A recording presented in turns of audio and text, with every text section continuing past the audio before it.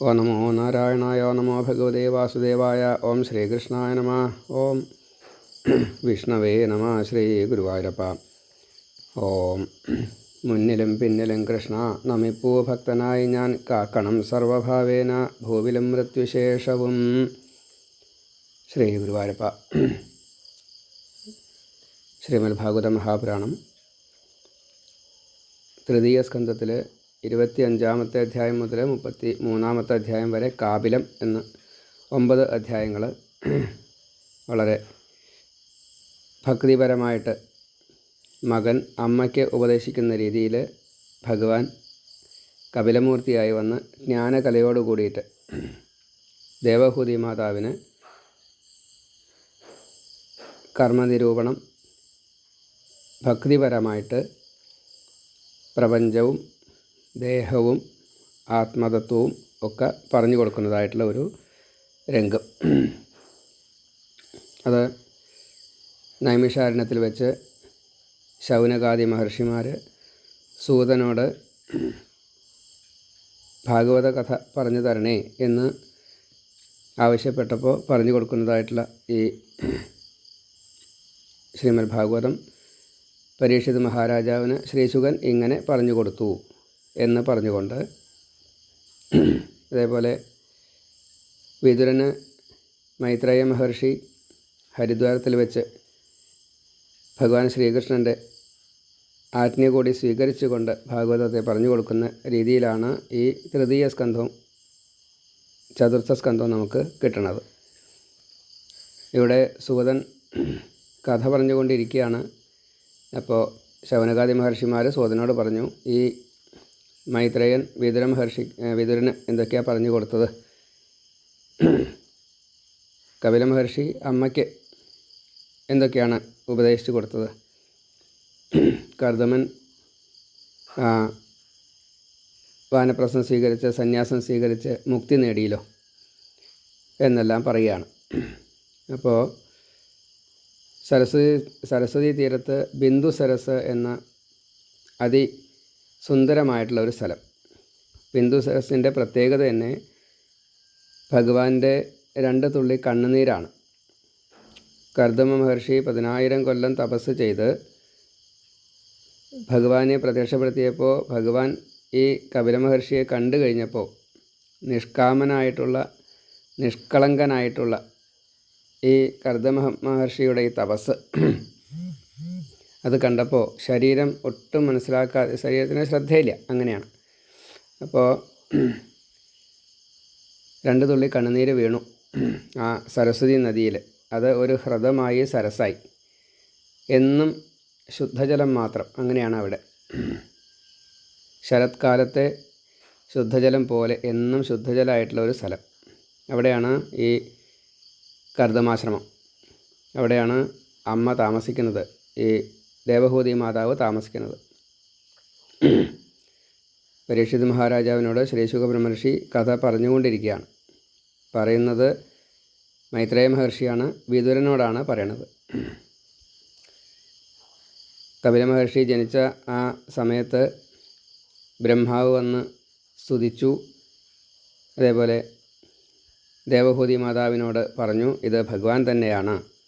എപ്പോഴാണോ അമ്മയ്ക്ക് ഒരു ആവശ്യം വരുന്നത് അപ്പോൾ ഈ പുത്രനെ ഭഗവാനായിട്ട് കണ്ടോളൂ, വേണ്ടതൊക്കെ തരും. അതിപ്പോൾ ഉപദേശമായാലും ശരി, ഇനി മറ്റെന്തെങ്കിലും ആഗ്രഹങ്ങളാണെന്ന് വെച്ചാൽ അതും സാധിപ്പിച്ചു തരും എന്നെല്ലാം പറഞ്ഞു. ഇപ്പോൾ ഭർത്താവ് പോയി. പെൺകുട്ടികളുണ്ടായിരുന്നത് 9 പേരെ 9 പ്രജാപതിമാർക്ക് വിവാഹം കഴിച്ചു കൊടുത്തു. അവരിലൊക്കെ ഈശ്വരാവതാരങ്ങളായിട്ടും വലിയ പരമ്പരയാണ്. അവരെല്ലാം സുഖമായിട്ട് അതാത് സ്ഥലത്ത് താമസിക്കുന്നു. ഇപ്പോൾ ഇവിടെ സ്വസ്ഥതയാണ്. കാട്ടിലാണ്, ഒറ്റയ്ക്കാണ്. വലിയ കാമകം എന്നുള്ള വിമാനം അവിടെ ഒരു വലിയ കൊട്ടാരം പോലെ, അതിലാണ് ഇവർ താമസം. ദേവഹൂതി മാതാവിന് ആ കൊട്ടാരം വേണ്ട എന്നുള്ള രീതിയിലായി. കാട്ടിൽ ആണ് താമസം. മകൻ 3 വയസ്സ് അല്ലെങ്കിൽ 5 വയസ്സിൻ്റെ താഴെയുള്ള പ്രായമാണ്, അത്രയേ ആയിട്ടുള്ളൂ. കപില മഹർഷി അമ്മയുടെ ആഗ്രഹം എപ്പോഴാണോ വരിക എന്ന് കാത്തിരിക്കുക. എന്നിട്ട് വേണം തനിക്ക് അമ്മയെ കൂടി മുക്തിയാക്കിയിട്ട് അച്ഛന് കൊടുത്ത വാക്കാ, അത് മുക്തി കൊടുത്തിട്ട് വേണം തനിക്ക് പോവാൻ. അങ്ങനെ കാത്തിരിക്കുക. ഒരു തവണ സാധാരണഗതിയിൽ എല്ലാ തേവാരങ്ങളൊക്കെ പതിവുണ്ട്. ഒരു ദിവസം തേവാരം കഴിഞ്ഞപ്പോൾ ദേവഹൂതി മാതാവിന് കുറച്ചൊരു വൈരാഗ്യം വന്നു.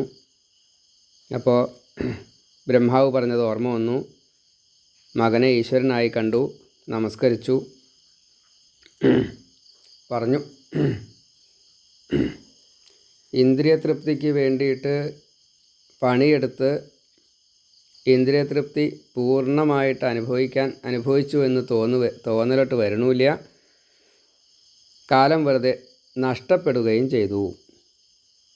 എനിക്ക് ഈ ആത്മസാക്ഷാത്കാരം തരാൻ പ്രാപ്തിയുള്ള ഭർത്താവിനെ കിട്ടി, പക്ഷേ ഞാനത് ഉപയോഗിച്ചില്ല. ഇപ്പോൾ ബ്രഹ്മാവ് പറഞ്ഞല്ലോ അങ്ങ് പുത്രനാണ് എന്ന്. അങ്ങ് പുത്രനല്ല, ഈശ്വരനാണ് എന്നുള്ളത് ഇപ്പോൾ എനിക്ക് മനസ്സിലാവണം. അതുകൊണ്ട് ഒന്നിലും തൃപ്തിയില്ലാത്ത ഈ ജീവിതത്തെ ഇപ്പോൾ ഞാൻ താല്പര്യപ്പെടുന്നില്ല. കണ്ണടച്ചാൽ ഇരുട്ടാണ്, ഒന്നും കാണാനില്ല. സാധാരണ കണ്ണടച്ച് കഴിഞ്ഞാൽ എന്താ വേണ്ടത്? ഉള്ളിൽ ഭഗവാനെ കാണുമ്പോൾ അതീവ പ്രകാശമാണ് വേണ്ടത്. കണ്ണടച്ചാൽ പ്രകാശം വരുന്നതാണ് യഥാർത്ഥത്തിലുള്ള ആധ്യാത്മിക ജ്ഞാനം. അത് എനിക്ക് ലവലേശം കിട്ടിയില്ല. ഈശ്വരനെ പുത്രനായിട്ട് കിട്ടി, ഈശ്വര തുല്യനായിട്ട് ഭർത്താവിനെ കിട്ടി, എല്ലാ സുഖങ്ങളും കിട്ടി. പുത്രന്മാർ, പുത്രികൾ പരമ്പരയിലൊക്കെ ധാരാളം. അതേപോലെ അവരൊക്കെ ഈശ്വരന്മാരുടെ പേരക്കുട്ടികൾ എന്നുള്ള നിലയ്ക്കും കൂടിയും ഈശ്വരന്മാർ എന്നെ അനുഗ്രഹിച്ചിരിക്കണം. എന്നിട്ടും എന്തോ എനിക്ക് മനസ്സിന് സുഖമില്ല. ഞാൻ ദേഹമാണ് എന്ന് എനിക്ക് തോന്നുന്നുണ്ടോ? അതാണ് എൻ്റെ ഒരു സംശയം. അപ്പോൾ ഇങ്ങനെ പറഞ്ഞു കഴിഞ്ഞപ്പോൾ ആ മകൻ ഈശ്വരനായിക്കൊണ്ട് അവിടെ അമ്മയ്ക്ക് സമാധാനമായി. അമ്മയ്ക്ക് ഇനി ഉപദേശിക്കാം എന്നുള്ളത് മനസ്സിലായി. ഞാൻ എന്ന് വിചാരിക്കുന്നത് ദേഹത്തെയാണ്. അതുകൊണ്ടാണ് അമ്മയ്ക്ക് ഈ തോന്നൽ വരാനുള്ള കാരണം. ആദ്യമേ തന്നെ പറഞ്ഞു, പ്രപഞ്ചത്തിൽ വിഷയങ്ങൾ ഈ ദേഹത്തെയാണ് പിടികൂടുക, ജീവനല്ല പിടികൂടുക. അഹന്ത മമത ഉപേക്ഷിക്കണം. ഏഷ അന്യ ത്വം തവ, അത് ഇത്, ഞാൻ നീ എന്നുള്ള ഭാവല്ലേ. ഞാൻ എൻ്റെ, എനിക്ക്, എന്നാൽ, എന്നിൽ നിന്ന്, എന്നോട്, എന്നിലുള്ളത് എന്നർത്ഥം. ഇങ്ങനെ 7 വിഭക്തി അത് അഹം എന്നുള്ള അർത്ഥത്തിൽ വരും. അപ്പോൾ ഈ അഹം മമ ഉപേക്ഷിക്കണം. പിന്നെ അത്, മറ്റത്. അപ്പോൾ എന്താ വെച്ചാൽ എല്ലാം വേറെ വേറെ ആയിട്ട് ഈ ദ്വന്ദ്വം വരികയാണേ, നീ ഞാൻ എന്നുള്ളൊരവസ്ഥ. അപ്പോൾ അത് നീ, നിൻ്റെ, ഇത് വേണ്ട. ആശ്രയിക്കേണ്ടത് ഭഗവാനെയാണ്. ഭഗവാൻ തന്നെയാണ് പറയണം കേട്ടോ, ആശ്രയിക്കേണ്ടത് ഭഗവാനെയാണ്. ഇനി ഈ ഉപദേശത്തിൽ മുഴുവൻ ചിലപ്പോൾ ഞാൻ എന്ന് ഭഗവാൻ പറയും, ഭഗവാൻ എന്ന് ഭഗവാനെ തന്നെ പറയും. അപ്പോൾ യഥാർത്ഥത്തിൽ ആശ്രയിക്കേണ്ടത് ഈ പ്രകൃതി പുരുഷൻ, അതിൽ പ്രകൃതി പുരുഷനെയാണ് ആശ്രയിക്കേണ്ടത് എന്ന് പറഞ്ഞു. രക്ഷിക്കുന്നത് പുരുഷനാണ്. മുക്തി ലഭിക്കുവാൻ എന്തൊക്കെയാണോ ചെയ്യേണ്ടത് അത് ചെയ്യുന്നതിനെ മുഴുവൻ ഉപേക്ഷിക്കുകയാണ് വേണ്ടത്. വൈരാഗ്യത്തോടു കൂടിയിട്ട് ഈ കർമ്മം ചെയ്ത ഫലമുണ്ടേ, അപ്പോൾ ആ ഫലവും കർമ്മവും ഭഗവാന് സമർപ്പിക്കുകയാണ് വേണ്ടത്. അമ്മ ചോദിച്ച ചോദ്യങ്ങൾ മുഴുവൻ ലോകഹിതാർത്ഥം ആണ്. അപ്പോൾ ആ ചോദ്യത്തിൻ്റെ അർത്ഥം നല്ലോണം ഉൾക്കൊണ്ട് തന്നെയാണ് ഈ ഭഗവാൻ ഓരോന്നായിട്ട് എണ്ണി എണ്ണി പറയുകയാണ്. ഭഗവാന്റെ വാക്ക് അതിപ്പോൾ അമ്മയ്ക്ക് മാത്രമല്ല, അത് എന്നും നിലനിൽക്കാവുന്ന രീതിയിൽ ഭഗവാൻ നിശ്ചയിച്ചു. കാപിലം എന്ന് ഈ എൻ്റെ വാക്കുകൾ ഇനി സാഖ്യയോഗമായിട്ട് അറിയപ്പെടണം. ഇത് നിശ്ചയിച്ചുകൊണ്ടാണ് പിന്നെ ഭഗവാൻ ഉപദേശത്തെ തുടങ്ങുന്നത്. അഹമ്മമ പോണം എന്ന് പറഞ്ഞു. ശരീരസുഖത്തിന് വേണ്ടിയിട്ട് ലൗകികമായിട്ട് ചിന്തിച്ച് സച്ചിദാനന്ദം നേടാൻ അമ്മ വിചാരിക്കേണ്ട, അത് പറ്റില്ല. സുഖം ദുഃഖം എന്നുള്ളത് ശരീരത്തിനാണ് കിട്ടുക.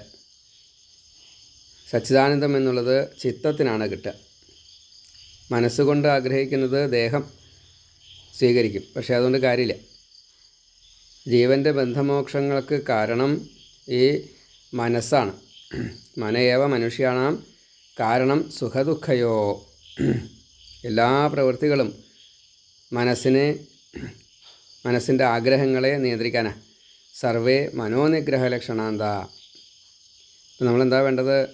മനസ്സിനെ അടക്കുകയാണ് വേണ്ടത്. അത് വേണം ഇത് വേണമെന്ന് തോന്നാതിരിക്കാൻ വേണ്ടിയിട്ട് നമ്മൾ ശ്രമിക്കണം. ഈ പ്രകൃതിയിലേക്ക് സത്വരജസ് തമോ ഗുണങ്ങളെ ചേർത്തപ്പോഴാണ് ഇങ്ങനെ ഒരു നാനാത്വം ഇവിടെ ഉണ്ടായത്. അതാണ് നമ്മളെ ബാധിക്കുന്നത്. അത് ഈ പഞ്ചഭൂതങ്ങളായിട്ടുള്ള പൃഥിവ്യപ് തേജോ വായു ആകാശ അതിൻ്റെ തന്മാത്രകളായിട്ടുള്ള ശബ്ദസ്പർശ രൂപരസ ഗന്ധങ്ങളാണ്. അതിൽ ബദ്ധനാവുമ്പോൾ നമ്മളിവിടെ കെട്ടപ്പെടും. അപ്പോൾ ചിലപ്പോൾ ശരീരത്തിന് സുഖം കിട്ടിയെന്ന് വരാം, സച്ചിദാനന്ദം കിട്ടില്ല. ഇപ്പോൾ ഈ ത്രിഗുണ വികാരമാണ് പ്രപഞ്ച വസ്തുവായിട്ട് മാറിയത്. അതാണ് ഇവിടെ ബദ്ധനാക്കുന്നത്. അതുകൊണ്ട് അതിനെയാണ് വിടേണ്ടത്. ഈ 5 വിഷയമാണ്. ഈ 5 ഒഴിവാക്കിക്കൊണ്ട് ഭഗവാനിലെത്തുകയാണ് വേണ്ടത്. ചിത്തശുദ്ധിയാണ് വേണ്ടത്. അതിനെ ഭഗവത് പ്രാപ്തി കിട്ടുള്ളൂ. അപ്പം അതിന് അനവധി ഉപായങ്ങളുണ്ട്. ഏറ്റവും നല്ലത് ഭഗവത് സ്മരണയാണ്. ഭഗവാന്റെ രൂപത്തെ സ്മരിക്കുക. ഏത് സകല സ്വരൂപത്തെ ചാവാം. അവതാര രൂപങ്ങൾ ധാരാളമുണ്ട്. കൃഷ്ണനെ ആവാം, മത്സ്യക്കൂർമ്മ വരാഹശ്ച നരസിംഹശ്ച വാമന, രാമോ രാമശ്ച കൃഷ്ണ കൽക്കിൽ ജനാർദ്ദന. ഏത് രൂപത്തെ വേണച്ചാവാം. 24 അവതാരം ഭാഗവതത്തിൽ പറഞ്ഞിട്ടുണ്ട്. പിന്നെ എത്രയാ അവതാരം ചോദിച്ചാൽ നിശ്ചല്യ. അത് സരസസ്യു സഹസ്രശ അങ്ങനെയാണ്. ഒരു വലിയ സരസ്ന്ന് ഈ ചെറിയ തുളകളിലൂടെ ഇങ്ങനെ പുറത്തേക്ക് വരുന്ന നീർച്ചാലുകൾ തൊട്ട് ധാരാളം എന്നേ പറയാൻ നിവൃത്തിയുള്ളൂ. അത്രയേ ഉള്ളൂ. ഈ മണർത്തരി എണ്ണി തീർക്കാം, പക്ഷേ ഭഗവാന്റെ അവതാരം എണ്ണി തീർക്കാൻ പറ്റില്ല. അപ്പോൾ ഭഗവാന്റെ അവതാരം ആ രൂപത്തെ ഒന്ന് സ്മരിക്കുക. അപ്പോൾ ഒരു ലീല ചെയ്തിട്ടുണ്ടാവും. ആ ലീലയെ സ്മരിക്കുക. അത് ഒരു നാമത്താൽ അറിയപ്പെടുന്നുണ്ടാവും. അപ്പോൾ ആ നാമത്തെ സ്മരിക്കുക. ഭഗവാന്റെ ധാമമായിട്ടുള്ള ഗോലോകായാലും വൈകുണ്ഠായാലും അതിനെ അറിയാവുന്ന രീതിയിലൊക്കെ സ്മരിക്കുക. ഭഗവാന്റെ ഈ ഭക്ത അനുഗ്രഹം എന്ന ഗുണം അതിനെ സ്മരിക്കുക. നാമരൂപ ലീല ധാമ ഗുണം 5. ഈ ശബ്ദസ്പർശ രൂപരസ ഗന്ധങ്ങളല്ലാതെ കണ്ട് അതിനെ ഒഴിവാക്കിയിട്ട് ഇതിനെ സ്മരിക്കുക. അപ്പോൾ ഉള്ളിലേക്ക് നോക്കിയാലേ കിട്ടുള്ളൂ, പുറമേക്ക് നോക്കി കഴിഞ്ഞാൽ കിട്ടില്ല. കണ്ണ് തുറന്നിട്ട് പുറമേക്ക് നോക്കാറാവണം, കണ്ണ് അടച്ചിട്ട് അകത്തേക്ക് നോക്കാറാവണം. ഇത് രണ്ടും നമുക്ക് പറ്റാറില്ല. കണ്ണ് തുറന്നു കഴിഞ്ഞാൽ കണ്ണിൻ്റെ മുമ്പിലുള്ളതേ നമുക്ക് കാണാൻ അറിയുള്ളൂ, അതിൻ്റെ അപ്പുറത്തേക്കുള്ളത് കാണാൻ അറിയില്ല. കണ്ണടച്ച് കഴിഞ്ഞാൽ ഒന്നും കാണില്ലല്ലോ എന്നേ വിചാരിക്കാറുള്ളൂ. കണ്ണടച്ച് കഴിഞ്ഞാൽ ഉള്ളിലുള്ളൊരു പ്രകാശമുണ്ട്. അത് ജ്ഞാനപ്രകാശമാണ്. അത് മറ്റൊരു വൈകുണ്ഠമാണ്. അതിനെ കാണാറാവണം. അത് സ്ഥിരമായിട്ട് മനനം ചെയ്താൽ മാത്രമേ കിട്ടുള്ളൂ. അതിനാണ് അന്തർമുഖത്വം വേണം. തന്നിൽ സാക്ഷിയായിട്ടുള്ള അന്തര്യാമിയായിട്ടുള്ള ഈ ഭഗവാനെ അറിയാറാവണം. ഞാനും ഈശ്വരാംശമാണ് എന്ന് ജീവനെ അറിയാറാവണം. ശരീരത്തെ അറിഞ്ഞിട്ട് കാര്യമില്ല. 2 തരത്തിലായിട്ടുള്ള വിഷമങ്ങളാണ് നമുക്ക് വരിക. ഒന്ന് ശാരീരികമായിട്ട്, ഒന്ന് മാനസികമായിട്ട്. ശാരീരികമായിട്ടുള്ള അസുഖങ്ങളെ തീർക്കാനായിട്ട് മരുന്നുണ്ട്, മന്ത്രമുണ്ട്, രത്നം ഉണ്ട്, പാട്ട് ഉണ്ട്, അഷ്ടാംഗയോഗാദികളൊക്കെ ഉണ്ട്. അതേപോലെ തന്നെ മനസ്സിൻ്റെ ഈ വിഷമങ്ങളൊക്കെ തീർക്കാനായിട്ട് മന്ത്രങ്ങളുണ്ട്, യന്ത്രങ്ങളുണ്ട്, തന്ത്രങ്ങളുണ്ട്, ശക്തിയുണ്ട്, സിദ്ധിയുണ്ട്. അപ്പോൾ ഈ 15 ഇപ്പോൾ നമ്മൾ പറഞ്ഞു. എന്തൊക്കെയത്? ഭഗവാന്റെ രൂപം, നാമം, ലീല, ധാമം, ഗുണം. അതൊരു 5. അതേപോലെ ശാരീരികമായിട്ടുള്ള വിഷമങ്ങൾ മരുന്നുകളെ കൊണ്ട് തീർക്കാം. അതേപോലെ സ്ഥിരമായിട്ട് ഒരേ മന്ത്രം തന്നെ ഉപാസിച്ചുകൊണ്ട്, അതേപോലെ രത്നം ധരിച്ചുകൊണ്ട്, പിന്നെ പാട്ട് കേട്ടുകൊണ്ട്, അഷ്ടാംഗയോഗം ശീലിച്ചുകൊണ്ട്, അതേപോലെ ഈ മാനസികമായിട്ടുള്ള പലതും ഇരുത്തം വന്ന് അങ്ങനെ ചെയ്യാനായിട്ട് അഷ്ടാംഗയോഗം കൊണ്ട് സിദ്ധികളെ നേടാം. അപ്പോൾ മനസ്സും ശരീരവും ഒരേപോലെ ശമദമം കിട്ടാനുള്ള അർഹതയുണ്ടാവും. ഭഗവാൻ തരുന്നതായിട്ടുള്ള ശക്തികളുണ്ടാവും. 9 ശക്തി, വിമല, ഉത്കർഷിണി എന്നൊക്കെ പറഞ്ഞ് അതിനെ നമ്മൾ അറിഞ്ഞ് ഉപാസിക്കുകയാണെങ്കിൽ മാനസികമായിട്ടുള്ള ഉല്ലാസവും കിട്ടും. അതേപോലെ താന്ത്രിക വിധി പ്രകാരവും വൈദിക വിധി പ്രകാരമൊക്കെ മന്ത്രങ്ങൾ ചൊല്ലായാലും വേണ്ടില്ല, യന്ത്രങ്ങൾ ധരിക്കുകയായാലും വേണ്ടില്ല. അത് നമ്മുടെ മനസ്സിനെ ഒരേപോലെ ഭഗവാൻ നിർത്താൻ സാധിക്കും. ഈ കലുഷിതമായിട്ടുള്ളൊരവസ്ഥയിൽ നിന്നും മോചനം നേടാൻ സാധിക്കും. അപ്പോൾ മനസ്സും ശരീരവും സ്വസ്ഥമായി കഴിഞ്ഞാൽ പിന്നെ എല്ലാ പ്രവൃത്തികളും ഭഗവത്പരമാക്കി തീർക്കാൻ വേണ്ടി ശ്രമിക്കുക. അതിന് വൈരാഗ്യം അല്ലാണ്ട് വേറെ മാർഗ്ഗമില്ല. വൈരാഗ്യം എന്നത് ഇവിടെയുള്ള വസ്തുക്കളിൽ എനിക്ക് എൻ്റെ എന്നുള്ള തോന്നലിനെ ഒഴിവാക്കുകയാണ് വേണ്ടത്. അതാണ് ആദ്യം പറഞ്ഞത്. അതിന് ശേഷമേ ഉപദേശം തുടങ്ങിയിട്ടേ ഉള്ളൂ. നമ്മെ ഇവിടെ കീഴ്പ്പെടുത്താനുള്ള കാരണങ്ങൾ ഈ ഷഡ്വൈരി, ഷഡ് ഊർമി, ഷഡ് അരി, പഞ്ചക്ലേശങ്ങൾ, സപ്തവ്യസനങ്ങൾ തുടങ്ങി ആലസ്യം, ഈർഷ്യ, അവമാനാദി കാര്യങ്ങളാണ്. അതിൽ നിന്നും നമ്മൾ മോചനം നേടണം. അപ്പോഴാണ് ഈ കാമലോഭാദികളെ ഒഴിവാക്കാൻ സാധിക്കുള്ളൂ.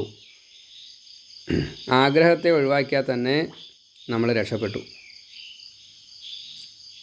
ഈ മോഹം, മഹാമോഹം, തമസ്, താമിശ്രം, അന്ധതാമിശ്രം എന്ന ബ്രഹ്മാവ് ആദ്യത്തെ നെഗറ്റീവ് സൃഷ്ടിച്ചത് മുതലാണ് ഇതൊക്കെ ഉണ്ടായത്. അപ്പോൾ അതിൽ നിന്നും മോചനം നേടണം. അതിൽ കുടുങ്ങിക്കഴിഞ്ഞാൽ ലോകം നശിച്ചു, ഞാൻ നശിച്ചു എന്നുള്ളൊരർത്ഥത്തിലാണ് വരിക. അപ്പോൾ അതിനെ ഒഴിവാക്കുകയാണ് വേണ്ടത്. അപ്പോൾ ആദ്യം നെഗറ്റീവ്സിനെ ഒഴിവാക്കണം. പിന്നെ സമ്പാദിച്ചതിനെ വേണ്ട എന്ന് വയ്ക്കണം. സമ്പാദിച്ചത് ദാനം ചെയ്യുക അല്ലെങ്കിൽ അങ്ങനെയുള്ള കാര്യങ്ങളൊക്കെ ചെയ്യുമ്പോൾ ഇതിൽ നിന്നും ഒഴിവാക്കുമ്പോൾ നഷ്ടബോധം വരരുത്. ഇത് എൻ്റെയല്ല, ഇത് മറ്റുള്ളവർക്ക് ഉപയോഗിക്കാനുള്ളതാണ് എന്ന് ഉറപ്പിച്ചുകൊണ്ട് വേണം ഇത് ദാനം കൊടുക്കാനായിട്ട്, ഇത് വിനിയോഗിക്കാനായിട്ട്. പിന്നെ എൻ്റെ ആവശ്യങ്ങൾ എനിക്ക് ആകെ അത്രയേ ഉള്ളൂ. ആഹാരം, നീഹാരം, നിദ്ര മാത്രമേ വേണ്ടൂ. അതിന് മാത്രമേ വേണ്ടൂ. അത് സൂക്ഷിച്ച് വെച്ചണ്ട, തന്നോളും. വായ കീറിയിട്ടുണ്ടെങ്കിൽ ഇര തരും എന്നുള്ള കൂട്ടത്തിൽ അത്രയേ വേണ്ടൂ. പിന്നെ ആവശ്യങ്ങളെ കുറച്ച് കുറച്ച് കൊണ്ടുവരിക. ആഹാരം, നീഹാരം, നിദ്രയാണല്ലോ. പ്രകൃതിയിൽ തന്നെ നിദ്ര നമുക്കറിയാം. 20 മണിക്കൂർ ആദ്യം ഉറങ്ങും. ക്രമേണയായിട്ട് ഒരു 90 വയസ്സൊക്കെ കഴിയുമ്പോഴേക്കും 2 മണിക്കൂറായി ഉറക്കം. ബാക്കിയുള്ള ഒരു സമയവും നമുക്ക് ഉറങ്ങാൻ പറ്റില്ല. അപ്പോൾ ഉറക്കം ഇങ്ങനെ കുറയണ പോലെ തന്നെയാണ് ആഹാരം അത്ര കഴിക്കാൻ പറ്റില്ല. നല്ല യൗവനകാലത്ത് കഴിക്കുന്നത് വയസ്സാകണ സമയത്ത് പറ്റില്ല. കുട്ടിക്കാലത്തും കഴിക്കാൻ പറ്റില്ല. അതിനൊരു കണക്കുണ്ട്, അതിൽ കൂടുതൽ പറ്റില്ല. ആഹാരമായാലും ശരി, നീഹാരമായ പിന്നെ അതിനനുസരിച്ച് തന്നെയാണ് വരിക. അപ്പോൾ ആവശ്യങ്ങളെ കുറച്ച് കഴിഞ്ഞാൽ ക്രമേണയായിട്ട് ഈ വിഷയബന്ധങ്ങളെ ഉപേക്ഷിക്കാൻ സാധിക്കും. മനസ്സാ വചസാ കർമ്മണ 3 കരണങ്ങളും ഭഗവാന്, അതായത് ചിന്തിക്കുന്നതും പറയുന്നതും പ്രവർത്തിക്കുന്നതും ഭഗവാന് വേണ്ടി സമർപ്പിക്കുക. മാത്രമല്ല അത് ചിന്തിക്കുന്നത് തന്നെയാവണം പറയണത് തന്നെയാവും പ്രവർത്തിക്കേണ്ടത്. കലികാലത്തിൽ അതാണ് പ്രശ്നം. ഒന്ന് ചിന്തിക്കും, വേറൊന്ന് പറയും, പ്രവൃത്തി വേറൊന്നാവും. അങ്ങനെ ആയാൽ മുക്തി കിട്ടില്ല. നമുക്ക് പ്രകൃതിയുമായിട്ടുള്ള ബന്ധം വേണ്ട, ശരീരവുമായിട്ടുള്ള ബന്ധം വേണ്ട. അപ്പം അതിന് ഭഗവാങ്കൽ എത്താനുള്ള ഈ മുമുക്ഷു ഭാവമാണ് വേണ്ടത്. മുമുക്ഷു ഭാവം കിട്ടണമെന്നുണ്ടെങ്കിൽ സ്നേഹ, വിനയ, ശുശ്രൂഷ ഭാവമായിട്ടുള്ള ഭക്തിയോഗത്തിലൂടെ സഞ്ചരിക്കണം. എന്നാലേ പറ്റുള്ളൂ. ഭക്തിയോഗം ശീലമായിട്ട് വരണം. അങ്ങനെ ജ്ഞാനത്തെ നേടുകയാണ് വേണ്ടത്. എന്താണ് ജ്ഞാനം? ജ്ഞാനം എന്നത് ഭഗവാൻ ആണ് എല്ലാം എന്നറിയലാണ് ജ്ഞാനം. നമ്മൾ പലതും ചിന്തിച്ച് കൂട്ടാറുണ്ട്. ഈ ചിന്തിക്കുന്നത് ഭഗവത്പരമല്ല എങ്കിൽ അതിനെ ഒഴിവാക്കുക തന്നെ വേണം. ബാലിയെ വധിച്ച പോലെ, ശ്രീരാമൻ ഒളിയമ്പ് ഏതുകൊണ്ട് ബാലിയെ വധിച്ച പോലെ നമ്മിലുള്ള ഈ ചിന്തിച്ചുകൊണ്ട് ഇങ്ങനെ ഇരിക്കും നമ്മളെ. ചിലപ്പോൾ എവിടേക്കാണ് ഇരിക്കാമെന്നൊന്നും പറയാൻ പറ്റില്ല കേട്ടോ. എപ്പോഴാണ് ചിന്ത വരിക അതും പറയാൻ പറ്റില്ല. ചിലപ്പോൾ ഭാഗവതം കേട്ടുകൊണ്ടിരിക്കും, അപ്പോഴാണ് വേറെ എന്തെങ്കിലും മനസ്സിൽ വരിക, എന്നിട്ട് അതിനെപ്പറ്റി ചിന്തിച്ചുകൊണ്ടിരിക്കും. ഭാഗവതം പറയുന്നതൊന്നും കേൾക്കൂല. ഇതൊക്കെ നമ്മുടെ അനുഭവമാണ്. അതിനെ ഒഴിവാക്കുക തന്നെ വേണം. അപ്പോൾ ആ സമയത്ത് ചിന്തയെ ഒളിയമ്പ് ചെയ്യാൻ നമ്മുടെ ഉള്ളിലൊരു ശ്രീരാമൻ വേണം. ആ ചിന്തയെ മുറിക്കാൻ നമുക്ക് കഴിഞ്ഞിട്ടില്ല വെച്ചാൽ എവിടെയും നമ്മളെത്തില്ല, നമുക്കൊന്നും മനസ്സിലാക്കാനും സാധിക്കില്ല. അപ്പോൾ ഈ അക്കരപ്പച്ചയാണ് കാരണം. അക്കരപ്പച്ച ഒഴിവാക്കുക. ഇപ്പോൾ നാം എന്ത് ചെയ്യണോ പ്രവർത്തിക്കണോ അതിൽ മനസ്സ് ഉറപ്പിക്കുക. അത് മുഴുവൻ ഭഗവത്പരമായിട്ട് തീർക്കാൻ വേണ്ടി ശ്രമിക്കുക. പിന്നെ വല്ലാതെ കണ്ട് ഇതുപോലെ നമ്മളെ ബുദ്ധിമുട്ടിക്കുന്നുണ്ട്, മനസ്സിനെയും ശരീരത്തിനെയും കൂട്ടുക, അസ്വസ്ഥത കിട്ടാതെ കണ്ട്. അപ്പോൾ എന്തെങ്കിലും ഒരു പ്രവൃത്തിയെ ഏറ്റെടുക്കുക, ടാർഗറ്റ് ഇടുക. ഞാൻ ഇത്ര ഇന്ന് ചെയ്യും. എല്ലാം ഭഗവത്പരമാക്കിയുള്ള ഒരാൾ ഞാൻ ഇത്ര ഭാഗവതം വായിക്കുകയാണെന്ന് വെച്ചാൽ ഞാൻ ഇത്ര അധ്യായം ഇന്ന് വായിക്കും. അപ്പോൾ 50 അധ്യായം വായിക്കും എന്ന് തീരുമാനിച്ചാൽ സപ്താഹം വായിക്കാറായി. അപ്പോൾ 50 അധ്യായം വായിക്കണ്ടേ എന്ന് വിചാരിച്ചിട്ട് പരിഭ്രമിച്ചിട്ട് കാര്യമില്ല. 50 അധ്യായം ഞാൻ വായിച്ചിരിക്കും. അതാണ്ട് ഉറപ്പിച്ചിട്ട് വേണം പ്രവൃത്തി തുടങ്ങാനായിട്ട്.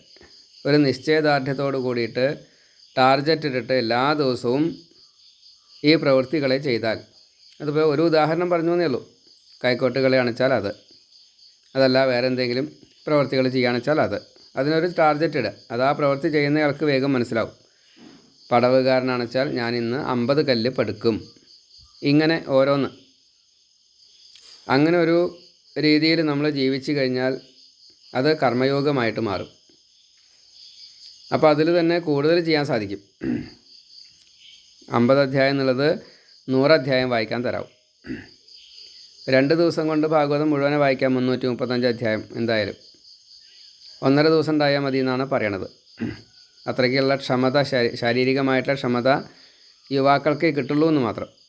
എല്ലാ പ്രായക്കാർക്കും കിട്ടിക്കൊള്ളണമെന്നില്ല. ഒരു യുവത്വം വേണം. പ്രായം കൂടിയാലും ഒരു യുവത്വം വേണം, അത്രേ വേണ്ടൂ.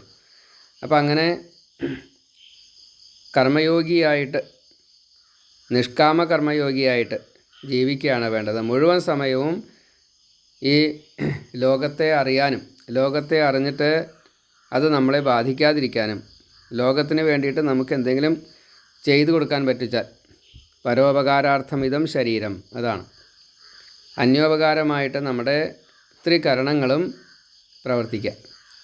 അങ്ങനെ ലോകത്ത് നിന്ന് ഇങ്ങോട്ട് ബന്ധിക്കരുത്, എന്നാൽ നമുക്ക് ലോകത്തിന് വേണ്ടിയിട്ട് എന്തെങ്കിലും ചെയ്തു കൊടുക്കാൻ സാധിക്കുകയും വേണം. ഇങ്ങനെ കർമ്മയോഗമായിട്ട് ഭക്തിയോട് കൂടിയിട്ട് നാം ചെയ്യുന്നതൊക്കെ ഭഗവത് അർപ്പിതമാണ് എങ്കിൽ നമ്മുടെ ചിത്തം ശുദ്ധമായിട്ട് വരും. എല്ലാ പ്രവൃത്തിയും ചിത്തശുദ്ധിക്ക് വേണ്ടിയിട്ടാണ്. ദേഹശുദ്ധി വേണം, പ്രാണൻ ബലവത്താവണം, ചിത്തം ശുദ്ധമാവണം. പ്രാണോർജ്ജം ഇല്ലാച്ചാൽ, ദേഹത്തിന് ബലമില്ലാച്ചാൽ സ്വസ്ഥതയില്ല, സന്തോഷവും ഇല്ല, സ്വാതന്ത്ര്യമില്ല. ഈ സ്വസ്ഥതയും സന്തോഷവും സ്വാതന്ത്ര്യവും കിട്ടാൻ വേണ്ടിയിട്ട് നമ്മൾ പ്രയത്നിക്കുക തന്നെ വേണം. എന്ത് ചെയ്താലാണ് സന്തോഷം കിട്ടുക? ചെയ്യുമ്പോഴൊക്കെ സന്തോഷിക്കണം. എന്ത് പ്രവൃത്തി ചെയ്യുമ്പോഴും സന്തോഷം ഉണ്ടാവണം. ആ സന്തോഷം ഇല്ലായ്ക്കുക, എന്നാൽ പിന്നെ ആ പ്രവൃത്തി ചെയ്തിട്ട് കാര്യമില്ല. പ്രാണോർജ്ജം അതുണ്ടെങ്കിലേ ശരീരത്തിന് നിലനിൽപ്പുള്ളൂ. അപ്പോൾ ഇതിന് ആഹാരം കഴിക്കണം വെച്ചാൽ ആഹാരം കഴിക്കണം. അവിടെ ശാഠ്യം പിടിച്ച് ഉപവാസം എന്ന് കണക്കാക്കണ്ട.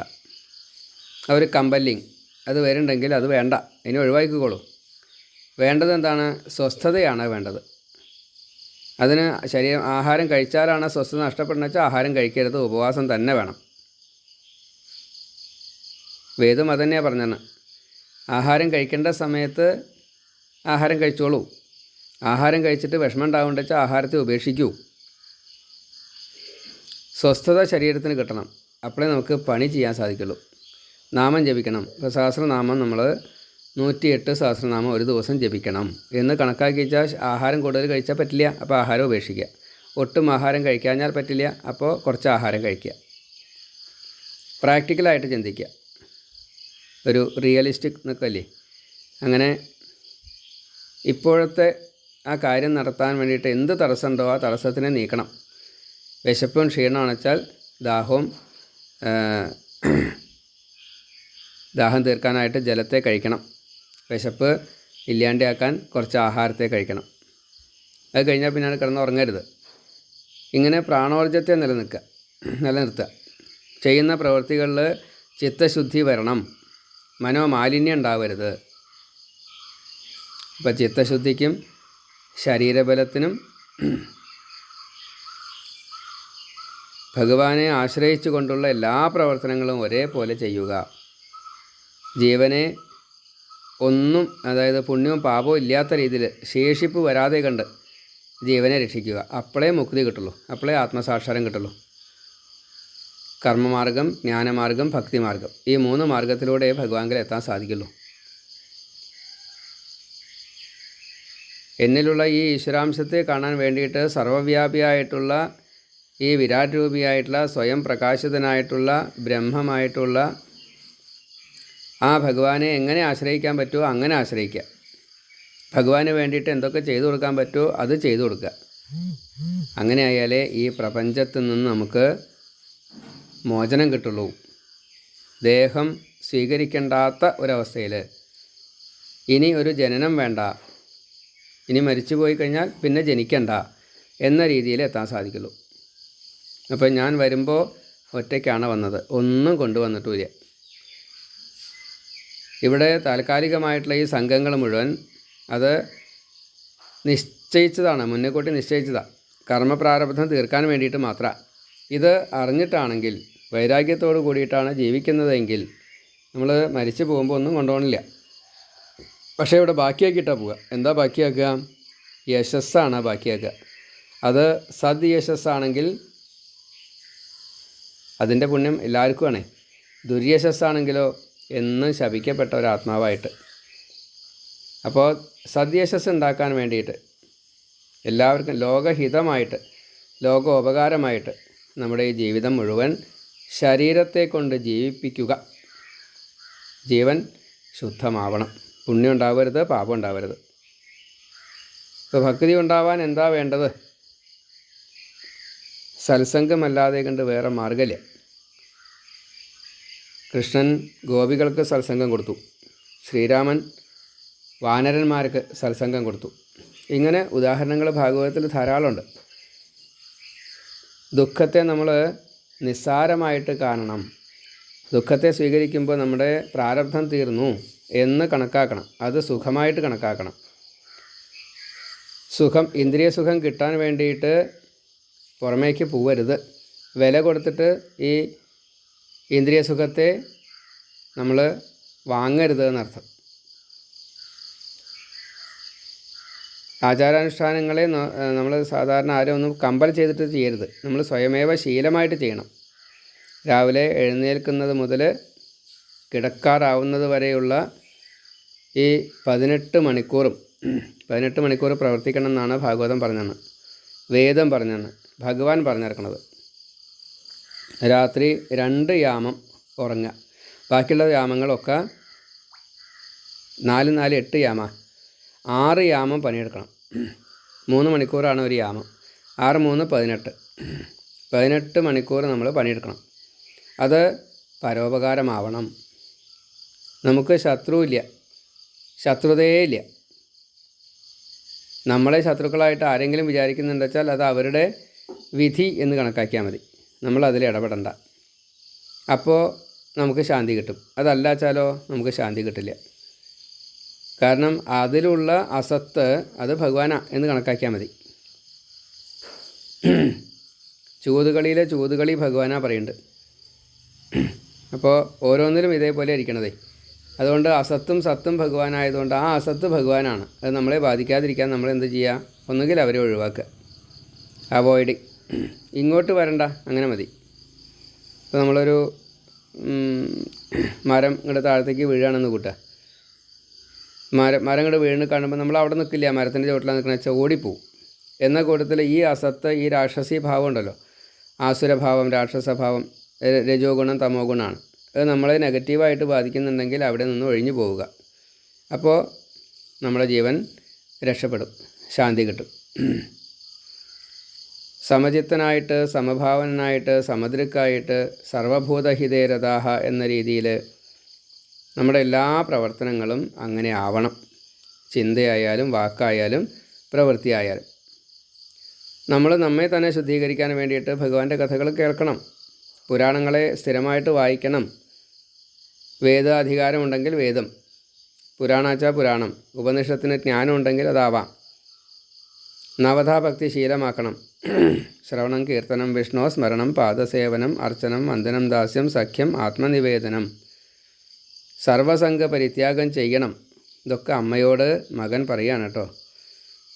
സജ്ജനങ്ങളെ സേവിക്കൂ, ഭക്തന്മാരെ സേവിക്കൂ, വിഷയം വിട്ടവർ, ആചാര്യന്മാർ, ഗുരുക്കന്മാർ, ബ്രാഹ്മണന്മാർ, അവരെ സേവിക്കൂ, അവരുടെ വാക്കുകളെ ശ്രദ്ധിക്കൂ, അവരുടെ പ്രവൃത്തികളെ നിരീക്ഷിക്കൂ, അനുസരിക്കാൻ പറ്റിച്ച അനുസരിക്കൂ, അനുകരിക്കാറായിച്ചാൽ അനുകരിച്ചോളൂ. അമ്മൻ ഇതൊന്നും ചെയ്യാൻ പോയിട്ടല്ല, ഇതൊക്കെ നമ്മളോട് പറയുകയാണ് ഭഗവാൻ. ഏതാണ് ഭഗവാന്റെ ഇച്ഛ? അതാ. വൈരാഗ്യം കൊണ്ടല്ലാതെ കണ്ട് ഇന്ദ്രിയത്തെ അടക്കാൻ സാധിക്കില്ല. ആസക്തിയെ ഒഴിവാക്കണമെങ്കിൽ എനിക്കത് വേണ്ട, അതില്ലെങ്കിലും കഴിഞ്ഞുകൂടാൻ പറ്റും എന്ന് തോന്നിയാലേ പറ്റുള്ളൂ. ഈ ജാഗ്രതത്തിൽ ശ്രദ്ധക്കുറവ് വന്നു കഴിഞ്ഞാൽ വിഷയം നമ്മളെ പിടികൂടും. സ്വപ്നത്തിലും കൂടി ഭഗവാനാവണം. ആ ഭഗവാനെ എപ്പോഴും കണ്ടിട്ടില്ലെങ്കിൽ, അതേപോലെ ഭഗവാനിൽ എത്തണമെന്നുള്ള മോഹത്തോട് കൂടിയിട്ട് പ്രയത്നിച്ചില്ലെങ്കിൽ നമ്മുടെ ആലസ്യം പിടികൂടും. ആലസ്യം പിടികൂടിയാൽ പിന്നെ ഒരു പ്രവൃത്തിയും ചെയ്യാൻ സാധിക്കില്ല. ഉറങ്ങിയോണ്ട് കുഴപ്പമില്ല, സുഷുപ്തി കുഴപ്പമില്ല, പക്ഷേ പകുതി വെച്ച് കഴിഞ്ഞാൽ സ്വപ്നമാവും. ആ സ്വപ്നം നമ്മളെ വല്ലാതെ കണ്ട് ബുദ്ധിമുട്ടിക്കും. അപ്പോൾ ജാഗ്രതത്തിൽ സുഷുപ്തിയിൽ രണ്ടും ഭഗവാൻ നമ്മളെ സഹായിക്കും. പക്ഷേ സ്വപ്നം അത് നമ്മളെ വല്ലാതെ കണ്ട് കുടുക്കും. ആ സ്വപ്നം ഭഗവാനായിട്ട് വരികയാണെന്ന് വെച്ചാലോ, എന്നാൽ ഈ ജാഗ്രത നമ്മളെ ബുദ്ധിമുട്ടിക്കില്ല, ഉറക്കവും നമ്മളെ ബുദ്ധിമുട്ടിക്കില്ല. അപ്പോൾ അതിന് ജ്ഞാനവും വേണം, ഭക്തിയും വേണം, ഈ കർമ്മവും വേണം. ദേവി ഭാഗവതം പറയുന്നുണ്ട്, ആലസ്യത്തെ ഒഴിവാക്കാൻ കാളിയെ ഭജിക്കൂ, ആസക്തിയെ ഒഴിവാക്കാൻ ലക്ഷ്മിയെ ഭജിക്കൂ, അവിദ്യയെ ഒഴിവാക്കാൻ സരസ്വതിയെ ഭജിക്കൂ. നമ്മളെന്താ ചെയ്യാറ്? കാളിയെ ഭജിച്ച് കഴിഞ്ഞിട്ട് എല്ലാ ശത്രുക്കളെയും ഒഴിവാക്കാനുള്ള വീര്യശൗര്യാദികളെ കിട്ടാൻ വേണ്ടിയിട്ടാണ്. ലക്ഷ്മിയെ ഭജിച്ചിട്ട് ധാരാളം സമ്പത്തുണ്ടാവാനാണ്. സരസ്വതിയെ ഭജിച്ചിട്ട് വലിയ പണ്ഡിതനാവാനാണ്. അപ്പോൾ പറയുന്നതിൻ്റെ ഉപദേശത്തിൻ്റെ വ്യത്യാസം ഇതാണ്. നമ്മിലുള്ള ഈ ആലസ്യത്തെ ഒഴിവാക്കാൻ കാളിയെ ഭജിക്കൂ, ഈ പ്രപഞ്ച വസ്തുക്കളോടുള്ള ആസക്തിയെ ഒഴിവാക്കാൻ ലക്ഷ്മിയെ ഭജിക്കൂ, സംശയവും അജ്ഞാനവും അവിദ്യയും വേണ്ടത് വേണ്ടപ്പോൾ തോന്നായികയും ഇതിന് സരസ്വതിയെ ഭജിക്കൂ.